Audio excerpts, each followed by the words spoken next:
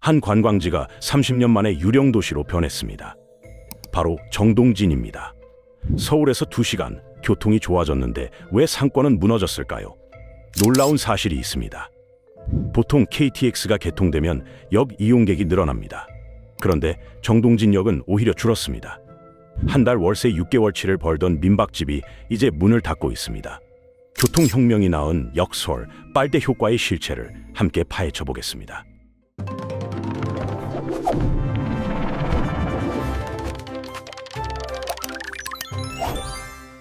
KTX 개통 후 정동진역 이용객 감소. 이 사실은 단순한 통계가 아닙니다. 한 지역이 무너지고 있다는 경고입니다. 정동진이라는 이름을 들으면 떠오르는 장면이 있습니다. 새벽 해돋이, 모래시계 조형물, 그리고 밤새 기차를 타고 온 연인들. 1995년 드라마 모래시계가 방영된 이후 정동진은 대한민국 대표 해돋이 명소로 자리 잡았습니다. 매년 1월 1일이면 수만 명이 몰려들었고 역 앞 상가는 손님을 받느라 정신없었습니다. 그런데 2026년 1월 1일 그곳에 서보면 전혀 다른 풍경이 펼쳐집니다. 역 앞 상가 절반은 셔터가 내려져 있습니다. 한때 북적이던 횟집과 민박집에는 임대문의 전화번호만 덩그러니 붙어 있습니다. 거리를 걷는 사람보다 빈 가게가 더 많습니다. 대체 무슨 일이 있었던 걸까요? 2018년 12월 강릉선 KTX가 개통했습니다. 서울에서 정동진까지 2시간이면 도착하는 시대가 열렸습니다. 당시 모두가 환호했습니다. 지역 상인들은 더 많은 관광객이 올 거라 기대에 부풀었고, 지자체는 KTX 개통을 지역 경제 활성화의 시작점으로 홍보했습니다. 언론도 앞다투어 강원 관광이 부활한다고 보도했습니다. 하지만 현실은 정반대였습니다. KTX가 개통된 이후 정동진 상권은 오히려 쪼그라들기 시작했습니다. 기대와 달리 사람들은 정동진에 머물지 않았습니다. 사진 한 장 찍고 바로 떠나버렸습니다. 숙박도 식사도 하지 않았습니다. 교통이 좋아지면 지역이 살아난다. 이 공식은 언제나 맞는 것일까요? 정동진은 그 공식이 틀릴 수 있다는 것을 보여주는 살아있는 사례입니다. 2시간이라는 시간은 축복이 아니라 저주가 되어버렸습니다. 관광객들은 더 이상 정동진에서 하룻밤을 보낼 이유가 없어졌기 때문입니다. 과거에는 서울에서 정동진까지 무궁화호로 최소 5시간 50분이 걸렸습니다. 밤기차를 타고 새벽에 도착하면 자연스럽게 근처에서 잠을 자고 아침을 먹어야 했습니다. 숙박과 식사가 필수였던 거죠. 그런데 이제는 아침에 서울에서 출발해서 해돋이 보고 점심 전에 다시 서울로 돌아갈 수 있습니다. 하루 만에 다녀오는 여행이 가능해진 겁니다. 결국 KTX는 정동진에 사람을 데려왔지만 돈은 데려오지 않았습니다. 이것이 바로 빨대 효과의 시작입니다. 빨대 효과란 교통이 좋아지면서 오히려 지역의 돈이 대도시로 빨려나가는 현상을 말합니다. 마치 빨대로 음료를 빨아올리듯 지역의 경제력이 대도시로 흡수되는 겁니다. 정동진은 그 첫 번째 희생양이 되었습니다. 정동진이라는 이름의 유래부터 살펴보겠습니다. 정동진은 서울 광화문에서 정확히 동쪽에 있는 해변이라는 뜻입니다. 조선시대부터 불려온 이름이죠. 동해안 해변 중에서도 가장 동쪽이라 해가 가장 먼저 뜨는 곳으로 알려졌습니다. 지리적으로 특별한 위치였습니다. 이 작은 어촌 마을이 전국적인 명소가 된 건 1995년입니다. SBS 드라마 모래시계가 방영되면서 극중 주인공들이 정동진에서 해돋이를 보는 장면이 나왔습니다. 시청률 60%를 넘긴 국민 드라마였습니다. 방송 직후 정동진은 하루아침에 관광 명소가 되었고 기차역 앞에는 거대한 모래시계 조형물이 세워졌습니다. 매년 새해가 되면 이 모래시계를 뒤집는 행사가 열렸습니다. 당시 정동진의 모습을 그려보면 이렇습니다. 작은 기차역 하나, 그 앞으로 펼쳐진 해변, 그리고 역 주변에 빼곡히 들어선 횟집과 민박집들. 대형 호텔이나 리조트는 없었습니다. 대신 소박한 민박과 작은 식당들이 관광객을 맞았습니다. 규모는 작았지만 나름의 정취가 있었습니다. 문제는 이 모습이 30년이 지난 지금까지 거의 변하지 않았다는 점입니다. 1995년에 지어진 건물들이 그대로 남아 있습니다. 리모델링은커녕 페인트 칠조차 제대로 되지 않은 곳이 많습니다. 간판은 빛바랬고 내부 장식은 세월의 흔적을 고스란히 담고 있습니다. 정동진의 또 다른 문제는 이동의 불편함입니다. 정동진역에서 해변까지는 약 1.2km 거리입니다.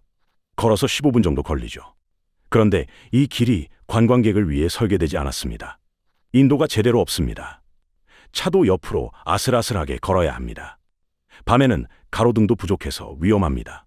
새해 해돋이를 보려고 새벽에 도착한 관광객들은 캄캄한 길을 더듬으며 걸어야 합니다. 대중교통 사정도 마찬가지입니다. KTX 정동진역에 내리면 버스나 택시를 잡기 어렵습니다. 차가 없으면 무조건 걸어야 하고 해변에서 시내로 이동하는 것도 쉽지 않습니다. 결국 차가 없는 관광객에게 정동진은 여전히 불편한 곳입니다. 인구 구조도 문제입니다. 정동진이 속한 강릉시 강동면의 인구는 계속 줄고 있습니다. 젊은 사람들은 도시로 떠나고 남은 주민들의 평균 연령은 높아지고 있습니다. 상권을 이끌 젊은 사업자가 부족하고 새로운 아이디어나 서비스를 도입할 인력이 없습니다. 마을 전체가 고령화되면서 변화의 동력을 잃어버렸습니다. 정동진은 그렇게 1995년의 시간에 멈춰버렸습니다. 모래시계는 계속 뒤집어지지만 마을 자체는 그 자리에 그대로 서 있습니다. 그런 상태에서 2018년 거대한 변화가 찾아왔습니다. 2018년 12월 28일 강릉선 KTX가 개통했습니다. 서울 청량리역에서 강릉역까지 1시간 30분, 정동진역까지는 약 1시간 40분이 걸리게 되었습니다. 과거 무궁화호로 거의 6시간 걸리던 거리가 3분의 1 이하로 줄어든 겁니다. 2018년 평창 동계올림픽을 앞두고 나라에서 추진한 대형 사업이었습니다. KTX 개통 당시 분위기를 떠올려 보겠습니다. 지역 주민들은 기대에 부풀었습니다. 서울 사람들이 쉽게 올 수 있으니 관광객이 크게 늘어날 거라 생각했고, 지자체는 KTX 개통을 지역 경제 부흥의 신호탄으로 홍보했습니다. 언론 보도도 장밋빛이었습니다. 강원도 관광이 새 시대를 맞이한다는 기사가 쏟아졌습니다. 실제로 개통 초기에는 효과가 있는 것처럼 보였습니다. KTX를 타고 오는 관광객 수는 확실히 늘었고 정동진역 하이차 인원도 증가했습니다. 하지만 숫자의 이면을 들여다보면 전혀 다른 그림이 보입니다. 핵심은 머무는 시간입니다. 과거에 정동진을 찾은 관광객들은 평균 1박 이상 머물렀습니다. 밤 기차를 타고 오면 어쩔 수 없이 잠을 자야 했으니까요. 그런데 KTX 개통 이후 머무는 시간이 급격히 줄었습니다. 하루 만에 다녀오는 관광객이 대부분이 되었습니다. 아침에 와서 해돋이 보고 사진 찍고 점심 전에 떠나는 패턴이 자리 잡았습니다. 머무는 시간이 줄면 쓰는 돈도 줍니다. 숙박비는 아예 지출하지 않습니다. 식사도 한 끼면 충분하고 기념품 가게에 들를 시간도 없습니다. 결국 관광객 수는 늘었지만 한 사람이 쓰는 돈은 오히려 줄어버렸습니다. 정동진의 경우를 구체적으로 보겠습니다. 서울에서 온 관광객은 정동진에서 해돋이만 보고 밥은 강릉 시내에서 먹습니다. 숙박은 아예 서울로 돌아가서 해결하죠. 정동진에 떨어지는 돈은 KTX 요금과 커피 한 잔 값뿐입니다. 나머지는 모두 강릉이나 서울로 빠져나갑니다. 일본에서도 비슷한 사례가 있습니다. 신칸센이 개통된 후 중간 정거장에 해당하는 소도시들이 오히려 쇠퇴한 경우가 많습니다. 사람들이 종착역인 대도시로 바로 가버리기 때문입니다. 교통이 빨라지면 중간은 건너뛰게 됩니다. KTX라는 선택이 정동진에게 가져다 준 건 관광객의 수가 아니라 관광객의 통과였습니다. 정동진은 목적지가 아니라 그냥 스쳐 지나는 곳이 되어버렸습니다.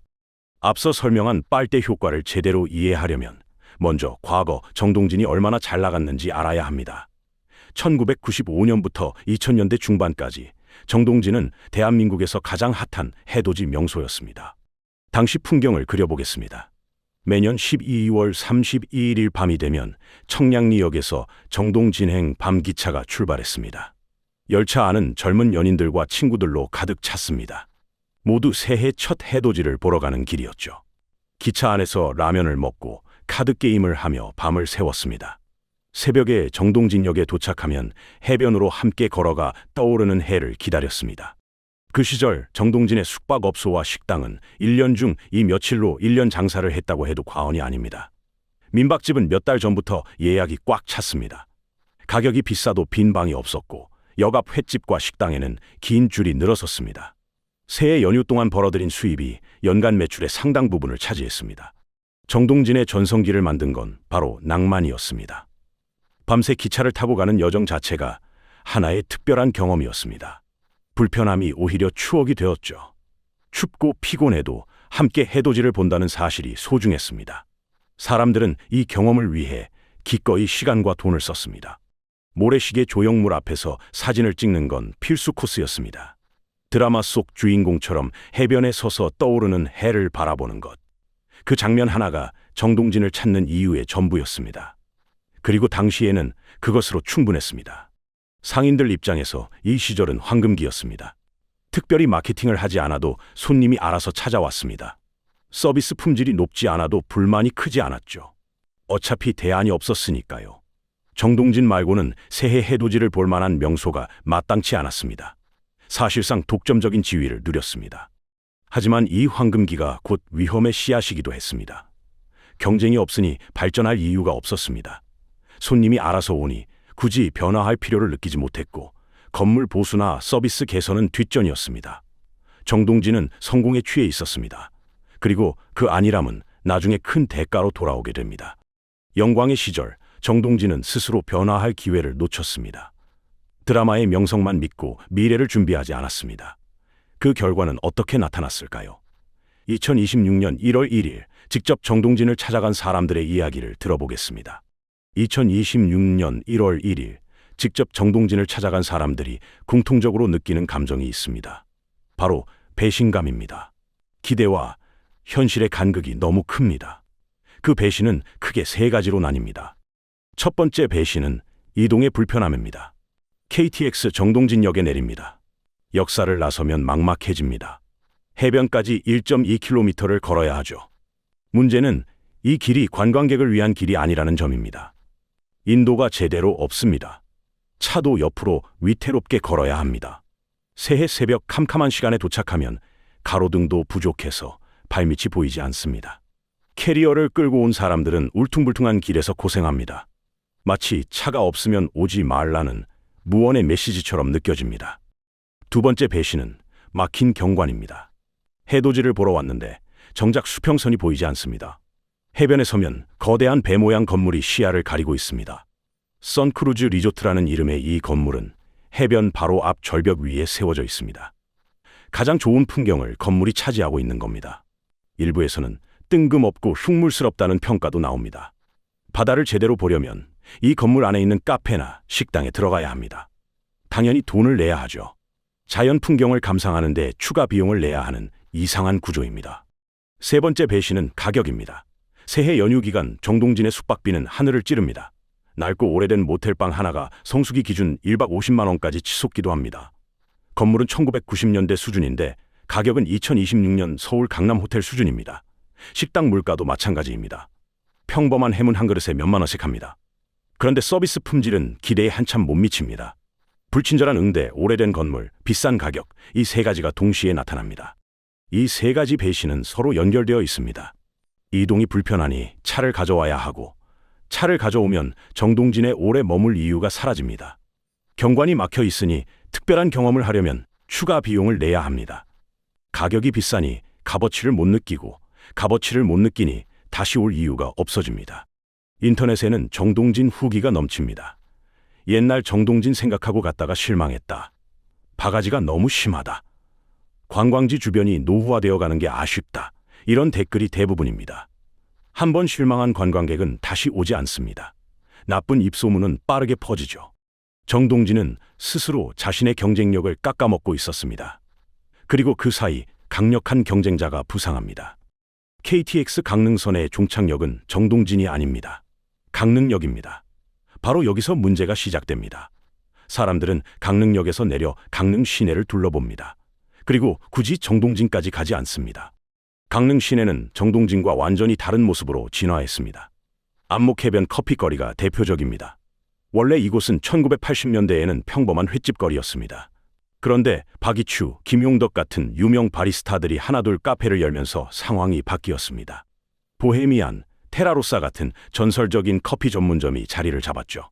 2009년부터는 강릉시에서 커피 축제까지 개최하면서 강릉하면 커피라는 인식이 생겼습니다. 지금은 횟집보다 카페가 더 많은 거리가 되었습니다. 바다가 보이는 대형 카페들이 줄지어 있고 인테리어도 세련되고 서비스도 친절합니다. 초당동 순두부 마을도 큰 인기를 끌고 있습니다. 깔끔한 식당에서 합리적인 가격에 맛있는 순두부를 먹을 수 있습니다. 주변에는 예쁜 카페와 작은 가게들이 모여 있고 걸어다니며 구경하기 좋습니다. 정동진과 비교해 보겠습니다. 정동진의 횟집과 민박은 수십 년 전 그대로입니다. 반면 강릉 시내의 카페와 식당은 매년 새로운 곳이 생기고 트렌드에 맞게 변화합니다. 정동진에서는 걸어다니기 불편하지만 강릉 시내는 걷기 좋게 정비되어 있습니다. 정동진의 바다는 건물에 가려져 있지만 안목해변에서는 탁 트인 바다를 보며 커피를 마실 수 있습니다. 같은 KTX 노선 위에서 정동진과 강릉이 경쟁하고 있습니다. 하지만 경쟁이라고 부르기 민망할 정도로 격차가 벌어졌습니다. 서울에서 온 관광객 입장에서 선택은 명확합니다. 낡고 비싸고 불편한 정동진보다 새롭고 합리적이고 편리한 강릉 시내가 훨씬 낫습니다. 빨대 효과가 여기서 완성됩니다. KTX는 서울에서 사람을 데려왔지만 그 사람들은 정동진을 스쳐 지나갑니다. 그리고 강릉으로 향합니다. 정동진에서는 돈을 쓰지 않죠. 정동진은 KTX 노선의 중간 정거장, 그것도 굳이 내릴 필요 없는 정거장으로 전락했습니다. 전문가들은 KTX가 지역에 미치는 영향이 양면적이라고 분석합니다. 어떤 도시는 KTX 덕분에 발전하지만 준비되지 않은 소도시는 오히려 대도시로 사람을 밀어내는 힘이 작용한다는 겁니다. 정동진이 바로 그 후자의 사례입니다. 위기 앞에서 정동진은 어떤 선택을 했을까요? 안타깝게도 답은 거의 아무것도 하지 않았다입니다. 지자체의 대응을 살펴보겠습니다. 정동진을 살리기 위한 대규모 재생 사업은 찾아보기 어렵습니다. 산발적인 행사나 일시적인 홍보는 있었지만 근본적인 문제를 해결하려는 시도는 부족했습니다. 역에서 해변까지 걷기 좋은 산책로를 만들거나 가로등을 정비하거나 공공주차장을 확충하는 등 기본적인 시설 투자도 미미했습니다. 상인들의 변화도 더뎠습니다. 일부는 건물을 개선하고 서비스를 높이려 노력했지만 대다수는 예전 방식을 고수했습니다. 성수기에 바가지를 씌우는 관행도 크게 달라지지 않았죠. 눈앞의 이익을 위해 장기적인 신뢰를 포기하는 선택이었습니다. 변화하지 않는 데는 나름의 이유가 있습니다. 정동진 상권의 주축은 고령층입니다. 새로운 트렌드를 따라가기 어렵고 투자할 자본도 부족합니다. 젊은 세대는 이미 도시로 떠났습니다. 마을에 남아서 새로운 시도를 할 사람이 없습니다. 구심점의 부재도 큰 문제입니다. 정동진을 하나로 묶어 변화를 이끌 리더가 없습니다. 각자 자기 가게만 챙기고 공동의 목표나 전략이 없습니다. 옆 가게가 바가지를 씌우면 나도 씌웁니다. 옆 가게가 건물 보수를 안 하면 나도 안 하죠.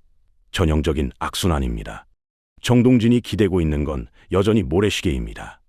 1995년의 영광, 그 추억 하나에 매달려 있습니다. 하지만 추억만으로는 사람을 붙잡을 수 없습니다. 추억을 가진 세대는 이미 나이가 들었고 젊은 세대에게 모래시계 드라마는 부모님 세대의 이야기일 뿐입니다. 시대는 경험과 감성을 원합니다.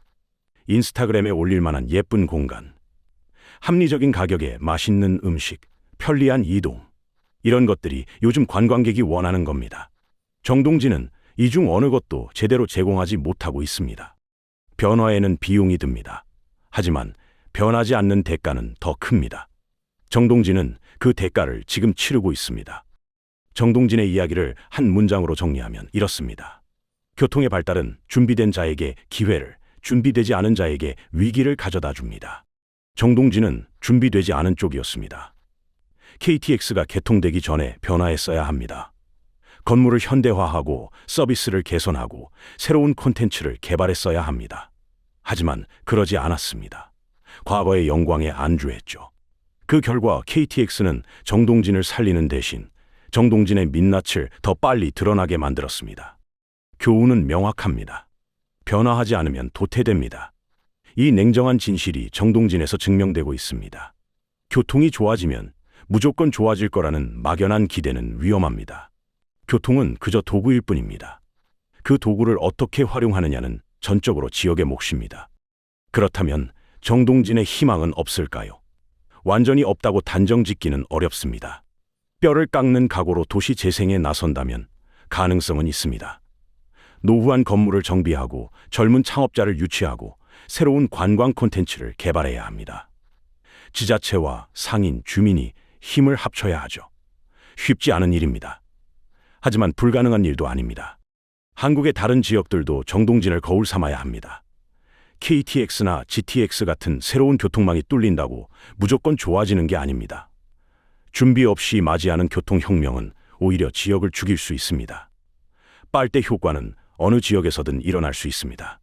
여러분의 추억 속 정동진은 안녕하신가요? 내년 1월 1일 정동진의 모습은 어떻게 달라져 있을까요? 아니면 지금보다 더 텅 비어 있을까요? 오늘 정동진 이야기 어떻게 보셨습니까? 교통이 좋아지면 지역이 산다는 공식, 정동진은 그게 틀릴 수 있다는 걸 보여줬습니다. 그런데 한 가지 질문이 남습니다. 정동진과 같은 KTX 노선 위에서 강릉은 왜 살아남았을까요? 둘의 차이는 무엇이었을까요? 다음 영상에서는 교통혁명을 기회로 바꾼 지역들의 이야기를 준비하고 있습니다. 같은 조건에서 전혀 다른 결과를 만든 비결, 궁금하지 않으십니까? 여러분 동네에 새로운 교통망이 뚫린다면 어떻게 준비해야 할까요? 정동진처럼 될 수도, 강릉처럼 될 수도 있습니다. 댓글로 여러분의 생각을 남겨주시면 다음 영상에서 함께 이야기 나눠보겠습니다. 이런 경제 흐름과 지역 이야기, 저희 채널에서 계속 다루고 있습니다. 다음 영상 놓치지 않으시려면 지금 구독과 좋아요 꼭 눌러두시길 바랍니다. 알림 설정까지 해두시면 새 영상이 올라올 때 바로 확인하실 수 있습니다. 그럼 다음 영상에서 뵙겠습니다.